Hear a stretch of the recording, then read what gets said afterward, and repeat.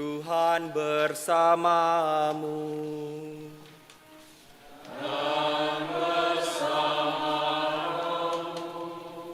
Inilah Injil suci menurut Lukas.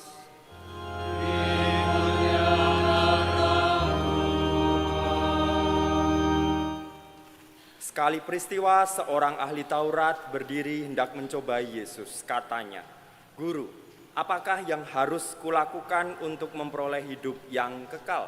Jawab Yesus kepadanya, "Apa yang tertulis dalam hukum Taurat? Apa yang kau baca di sana?" Jawab orang itu, "Kasihilah Tuhan Allahmu dengan segenap hatimu dan dengan segenap jiwamu, dengan segenap kekuatanmu dan dengan segenap akal budimu, dan kasihilah sesamamu manusia seperti dirimu sendiri." Kata Yesus kepadanya, "Jawabmu itu benar. Perbuatlah demikian, maka engkau akan hidup." Tetapi untuk membenarkan dirinya, orang itu berkata lagi kepada Yesus, "Dan siapakah sesamaku manusia?" Jawab Yesus, "Adalah seorang yang turun dari Yerusalem ke Yeriko. Ia jatuh ke tangan penyamun-penyamun yang bukan saja merampoknya habis-habisan, tetapi juga memukulinya dan sesudah itu meninggalkannya setengah mati. Kebetulan ada seorang imam turun melalui jalan itu. Ia melihat orang itu, tetapi melewatinya dari seberang jalan. Demikian juga seorang Lewi datang ke tempat itu. Ketika melihat orang itu, ia melewatinya dari seberang jalan. Lalu datanglah ke tempat itu seorang Samaria yang sedang dalam perjalanan. Ketika ia melihat orang itu, tergeraklah hatinya oleh belas kasihan. Ia pergi kepadanya lalu membalut luka-lukanya, sesudah menyiraminya dengan minyak dan anggur. Kemudian ia menaikkan orang itu ke atas keledai tunggangannya sendiri, lalu membawanya ke tempat penginapan dan merawatnya. Keesokan harinya ia menyerahkan 2 dinar kepada pemilik penginapan itu. Katanya, "Rawatlah dia, dan jika kau belanjakan lebih dari itu, aku akan menggantinya waktu aku kembali." Menurut pendapatmu, siapakah di antara ketiga orang ini adalah sesama manusia? Dari orang yang jatuh ke tangan penyamun itu? Jawab ahli Taurat itu, "Orang yang telah menunjukkan belas kasihan kepadanya." Kata Yesus kepadanya, "Pergilah dan perbuatlah demikian." Demikianlah sabda Tuhan.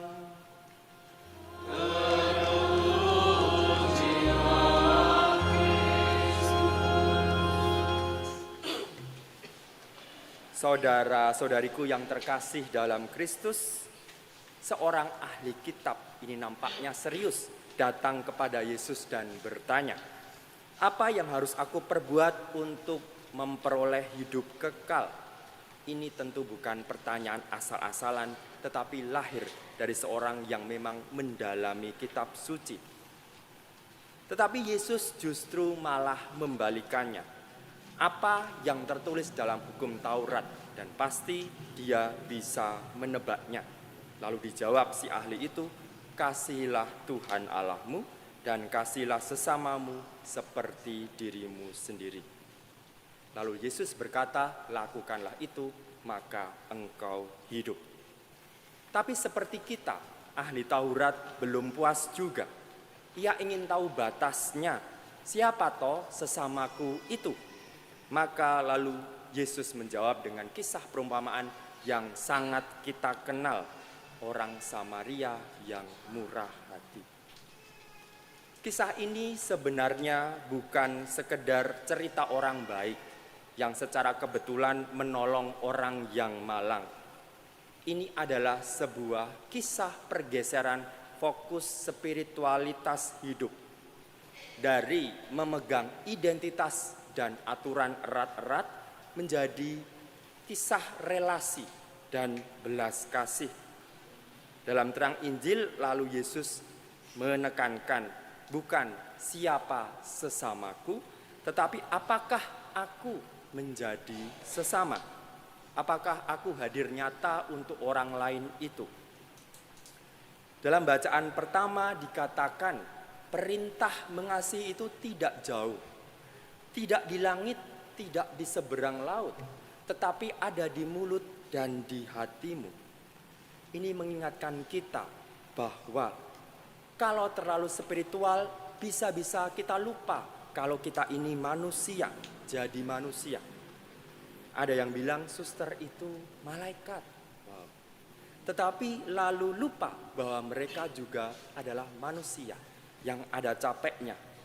Atau orang tua bilang ke anak muda, ke anaknya, kamu tuh mbok rohanilah, yang sedikit rohani, bukan hanya sosial gitu. Maksudnya ya hanya kesana kemari. Padahal sesungguhnya Yesus tidak memisahkan keduanya.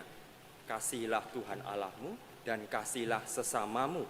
Artinya salib itu tidak hanya vertikal, hanya kepada Allah, tetapi juga ke samping, horizontal, kepada sesama. Dan salib itu hanya berdiri tegak kalau ditopang dua-duanya. Maka lalu dalam surat Kolose di bacaan kedua kita dengar bahwa Yesus adalah gambar Allah yang tidak kelihatan. Dia adalah pusat ciptaan, kepala gereja dan pembawa damai. Tapi damainya versi Yesus bukan damai yang gak ada konflik sama sekali. Damai Kristus adalah damai yang lahir dari keutuhan karena pengorbanan. Dan itulah sebabnya dia bisa mendamaikan melalui darah salibnya. Dalam keluarga, damai itu bukan berarti baik-baik saja, I'm fine gitu ya. Tidak pernah bertengkar.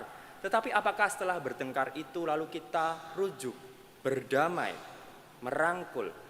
Dalam hidup religius, damai bukan berarti lalu apa-apa iya, sepakat. Tetapi apakah kita tahu kapan saatnya kita mengerem keinginan kita, merendahkan diri, mengutamakan kebaikan bersama. Dalam pergaulan anak muda, damai bukan berarti nggak ada drama sama sekali. Tetapi apakah kita tahu kapan harus diam dan kapan harus meminta maaf? Maka masuk ke wilayah yang lebih konkret lagi, saudara. Bagaimana mencintai itu bisa menyelamatkan hidup bersama hidup Anda. Banyak pasangan yang hari ini terjebak dalam logika. Yang penting aku benar.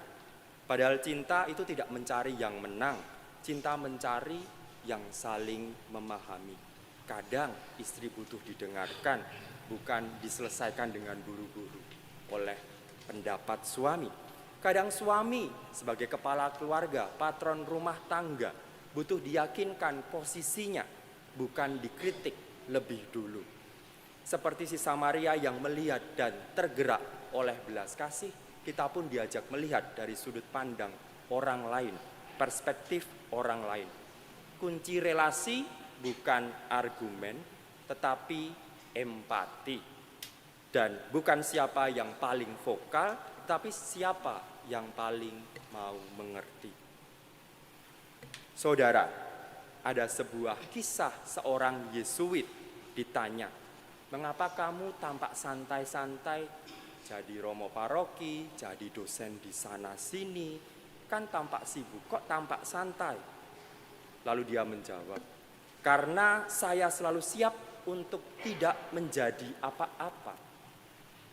Mungkin maksudnya, lalu dia menambahkan, karena si Yesuit yang lain ini belum jelas, bahkan waktu saya disiapkan untuk khotbah, kalau listrik mati pun saya siap untuk tidak berkhotbah.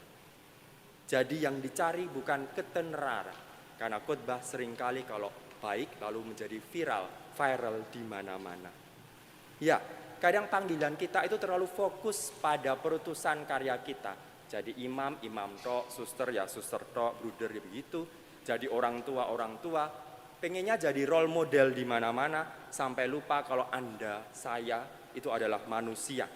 Padahal kadang yang Tuhan butuhkan bukan rencana besar kita, habis ini kita mau ngapain, studi apa, dan sebagainya, mencapai karir segemilang apa, tetapi kesiapan kita untuk berhenti. Seperti dalam bacaan Injil, dijelaskan di sini, ketika ia melihat orang itu. Jadi ini peristiwa dadakan, tidak direncanakan oleh si Samaria. Ia tergerak hatinya oleh belas kasih. Jadi bukan berarti lalu kita mencanangkan hari ini saya mau bertindak orang baik, tetapi ketika melihat orang lain yang terkapar lalu kita lewat di seberang sana dan tidak peduli. Maka sebagai penutup silahkan bertanya pada diri Anda sendiri. Siapakah aku dalam kisah ini? Apakah aku seperti seorang imam atau Lewi yang sibuk dengan pelayanan tetapi sesungguhnya kehilangan hati? Pelayanan tentu macam-macam, dalam karya, dalam studi, dalam perutusan Anda.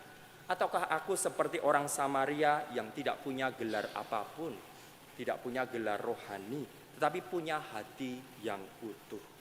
Mencintai Tuhan, melayani sesama, dan mengasihi segala bukanlah proyek yang besar, tetapi hanya butuh perhatian pilihan kita untuk setia pada hal yang konkret.